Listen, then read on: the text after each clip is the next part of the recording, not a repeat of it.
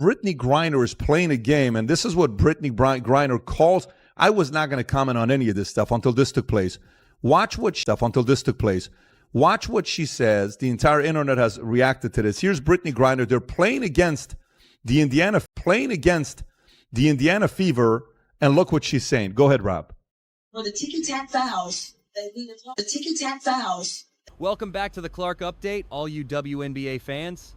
A brand new controversy is exploding right now after Patrick Bet-David made some serious claims about Brittney Griner, bringing Sophie Cunningham's past comments straight back into the spotlight. So what exactly went down, and why is everybody asking if Sophie was right all along? Let us jump straight into the action today and break every single piece down. The entire sports internet is losing its mind over Patrick Bet-David's explosive recent rant against Brittney Griner. When the founder of Valuetainment watched that viral clip of Griner's comments about Caitlin Clark, he did not hold back for a single second. If you appreciate this kind of breakdown, definitely smash that like button and subscribe to the channel. Believe it or not, over 90% of our viewers have not subscribed yet. It is totally free and takes only 1 second, but it means everything to the team. So did you hit subscribe already? That is great, and thank you so much for the real support. Now, getting right back into it, those ticky-tack fouls we brought up earlier today, just about everybody is talking about what he said next, and Griner undoubtedly wishes she had never even set foot on that floor. Do you believe Brittney Griner deserved every single word of that brutal takedown, or did Patrick Bet-David go way too hard on her? Well, that pretty much sounded like trash-effing white girl. I mean, come on, let us just be completely honest here. So the entire market and the whole basketball community are reacting heavily to this.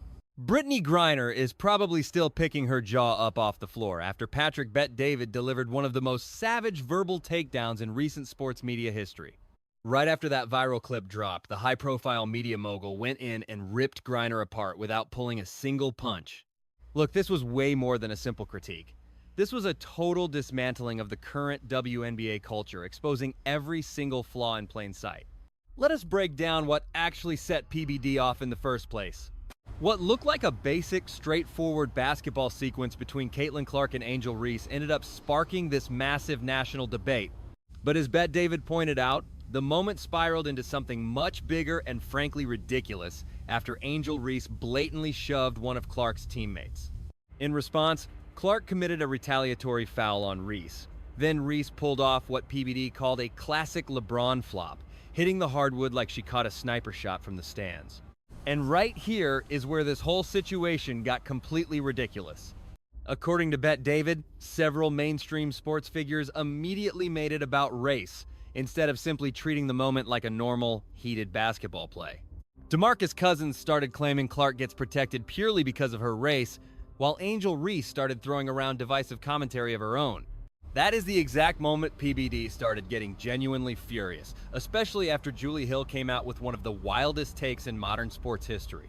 Believe it or not, Hill actually predicted that Angel Reese is going to turn into the WNBA's version of Michael Jordan. Just think about that for a second. A player shooting 22.7% from the field, which sits right near the bottom of all-time league efficiency, getting compared to the greatest player to ever touch a basketball. Patrick Bet-David simply could not believe what he was hearing. And to be totally fair, nobody watching with working brain cells could buy into that either. You have to read a person's facial expressions, understand their character, and truly see where they are coming from. But he definitely understands genuine hate, largely because he recognizes the deep roots of self-hatred when he sees it. When you actually look at the physical play on the court, which is the only thing we should judge as analysts and professionals, Angel Reese made her move. But the sheer nonsense did not stop there, because ESPN analyst Ryan Clark jumped right in to criticize RG3 for publicly backing Caitlin Clark. And this is precisely where this entire debate goes totally off the rails. Clark actually argued that because RG3 is married to a white woman, his opinion carries zero weight. Yes, you heard that correctly. A prominent sports commentator is literally saying a black man cannot speak on racial dynamics simply because of who he chose to marry. When Patrick Bet-David watched that segment, he was in pure disbelief that a major analyst would say something so backward and divisive on live national television. Ryan Clark pushing the idea that someone's marriage decides their overall credibility on social matters just shows how completely twisted the discourse around women's basketball has really become. But that intense back and forth was really just the warm-up for the main event. That was when the footage surfaced of Brittney Griner fouling out against the Indiana Fever, where you can clearly hear her mouth the words "trash effing white girl" right on the broadcast audio. And right at that moment, Patrick Bet-David went completely off the deep end. When it came down to what he heard on that tape, PBD pulled 0 punches. He called it out directly, saying it sounded like trash and describing it as a racially offensive shot from a player who should know better, but trust me, David was far from done. No, he was really just getting warmed up. The sheer entitlement and hypocrisy from Griner was what set Patrick off. Remember, this is the exact player traded straight up for the notorious Merchant of Death, a convicted Russian arms dealer. And how does she say thank you? By taking shots at the very superstar single-handedly rescuing the WNBA from total irrelevance. Bet on that. That was the exact moment David went off. He reminded his audience that to bring Griner home from a Russian prison, the United States government gave up Victor Bout, one of the most dangerous arms dealers on earth. That was the massive level of commitment and sacrifice required just to secure her freedom. And in return, she turns around and disrespects a fellow American pro who is bringing unprecedented viewers, attention, and pure revenue to their entire league. Look at how all of this plays out, because it is wild. Patrick brought up the comments supposedly coming straight from Brittney. She allegedly complained that every single time they play her, there is this massive noise and loud rumbling coming from the stands. As it turns out, it is thousands of actual fans sitting there watching the game on purpose, calling it completely disruptive. That is called the professional game people pay money to watch you play. If you do not like it, do not play. Patrick kept pressing on how absurd this whole stance was, reading through statements attributed to Griner where she supposedly complained about having real fans inside the arena. The comments framed it like Griner was actually annoyed that thousands of paying spectators were packing the arena and focusing on the action on the floor. In that segment, Brittney Griner supposedly voiced frustration, arguing that Caitlin Clark was somehow ruining everything that previously made the WNBA great. Get this empty stands. Tom, hear me out. WNBA games used to be a calm, quiet place to hang out. You could literally bring your laptop, kick back, and maybe knock out some remote work during the game. But now, you have massive crowds filling the arena, actively watching the floor and yelling like crazy over every single play. She claimed it puts unfair pressure on players to score, as if they exist for fan entertainment, calling the whole thing gross. Are you serious with this? Rob, can you confirm she really said she is sick of losing the old mom-and-pop WNBA setup, and that the new environment is toxic?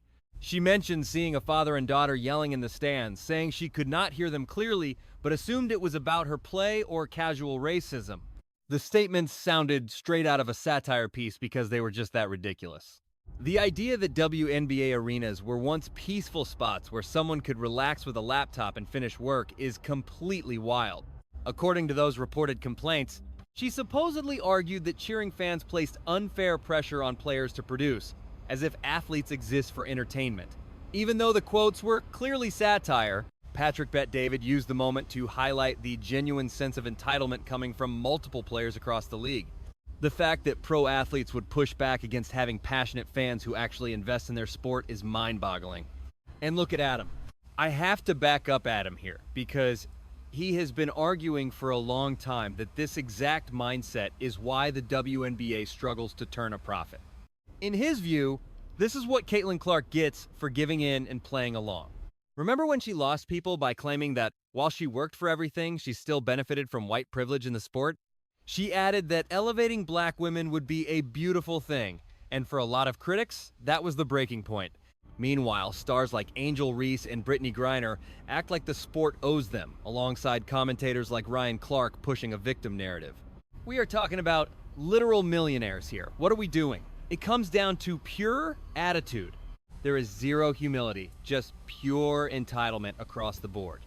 Still, Patrick Bet-David leveraged the moment to dissect the broader cultural problem hanging over the WNBA. He pointed out that players like Griner and Angel Reese act entitled instead of appreciating the massive surge in revenue and viewership Caitlin Clark delivers. Instead of showing the professional focus top-tier athletes need, they display what he called unchecked attitude and entitlement as Patrick Bet-David ripped into the victim mentality spreading throughout the league. He stressed that despite competing in a league losing tens of millions of dollars every year, These wealthy athletes keep complaining about unfair treatment. The NBA, major corporate sponsors, and mainstream media networks are keeping them afloat, yet they still manage to play the victim. The Valuetainment founder did not hold back when detailing how this attitude is actively destroying the league upside. He pointed out that the WNBA started out completely underwater, and instead of fixing the leaks, they are just drilling fresh holes into their own ship. And that is exactly what is going on right now. They are way too busy playing the victim card instead of capitalizing on Caitlin Clark, a true generational talent who could elevate the entire sport. PBD also called out the mainstream media narrative that constantly attacks Clark while running cover for players like Gurrier and Reese. He made the case that instead of keeping her focus strictly on basketball, Clark actually did herself a disservice by bending the knee and leaning into conversations about white privilege. Nobody was satisfied when Clark tried to placate her loudest critics by talking up the advancement of black women in sports. It simply made her look weak. That is where Patrick Bet-David really showed his sharp business instincts. He understands that elite, successful organizations never reward entitlement or a victim mentality. They reward raw production and real results. Meanwhile, the WNBA continues going in the opposite direction, criticizing the single superstar who actually moves the needle while protecting players who simply cannot produce. The Angel Reese numbers that PBD pulled up prove that point beyond a shadow of a doubt. She is sitting at a 22.7% field goal percentage, which is legitimately among the worst shooting marks in league history. Yet while Caitlin Clark catches non-stop heat, Reese gets endless praise and protection. She struggles to finish routine layups, shooting just 43.8% within 5 feet of the rim. Patrick Bet-David spotlighted the pure absurdity of crowning someone the Michael Jordan of anything when they cannot even knock down basic shots from point-blank range. He noted that comparing anyone at Angel Reese's current skill level to an NBA star would frankly insult Karl Anthony Towns, who already gets labeled as wildly inconsistent at the pro level. Still, PBD's most devastating point was all about the long-term fallout. He said, "We are going to see just how dependent the WNBA is on Caitlin Clark for revenue and ratings the moment she gets hurt or sits out. The league's attendance and television ratings will instantly crash, proving that Clark single-handedly drives more public interest than all the other stars combined." And when news broke that Clark would miss 2 full weeks with an injury, that exact prediction played out in real time. Bet-David simply said, "Now let us see where the viewership goes." Because he knew this would expose just how reliant the league is on its only real superstar. The free market is going to show their true value, no matter how much other WNBA players complain about being underpaid. Bet-David also drew a fascinating comparison between Jackie Robinson and Caitlin Clark. He suggested that Clark might actually become the modern Jackie Robinson of the WNBA, not because she is breaking racial barriers from the outside, but because she is the first white superstar in a predominantly black league facing open resentment from right inside her own sport. That striking contrast lays bare the sheer irony of this entire saga. Jackie Robinson brought world-class talent and excitement to baseball while fighting prejudice coming from outside the lines. Meanwhile, Caitlin Clark is generating historic ratings and revenue for women's basketball, only to face pure hostility from within the sport itself. Both athletes delivered undeniable value to their respective sports, yet both ran headfirst into pushback simply for disrupting the status quo. Patrick Bet-David was especially sharp when breaking down the sports media's role in this whole mess. He argued that commentators like Jemele Hill and Ryan Clark are far more interested in pushing racial storylines than actually breaking down on-court basketball. Instead of showcasing the incredible talent and competitive intensity on the floor, they manufacture outrage and stir up non-stop division. PBD also put a bright spotlight on the total hypocrisy behind the WNBA's business model. The league is heavily subsidized by the NBA, losing tens of millions of dollars every single year. Yet players like Gurrier complain about the fact that fans are actually packing the arenas to watch them play. That is literally like saying, customers wanting to buy your product is somehow bad for your business. As the founder of Valuetainment, his deep background in business gives him a remarkably clear lens on this reality. He understands that profitable enterprises have to focus on what generates genuine economic value, not on what makes people feel good.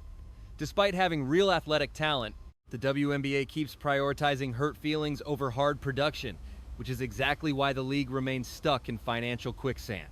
On top of that, Patrick Bet-David pointed to the broader cultural issues dragging down pro sports. He highlighted how superstars like LeBron James, with polarizing political stances, create identical headaches for the NBA. Whenever leagues put political agendas ahead of pure entertainment, ratings, and revenue tank, because you alienate the everyday sports fans you desperately need to grow, that business strategy is totally self-destructive. At the end of the day, families tuning in to watch high-level basketball do not want to lecture on social issues. Casual fans seeking entertainment do not want to hear that they are actually contributing to the issue. Sports stop being fun once they turn into political theater, and PBD was spot on with his critique of Caitlin Clark handling that whole incident.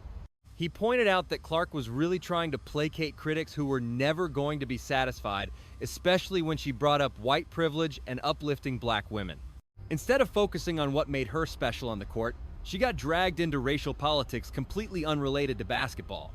Because of that unforced misstep, Clark ended up losing serious credibility with folks on both sides of the argument. Her loyal fans were frustrated that she felt the need to apologize for her success, while her critics gave her zero credit for acknowledging privilege.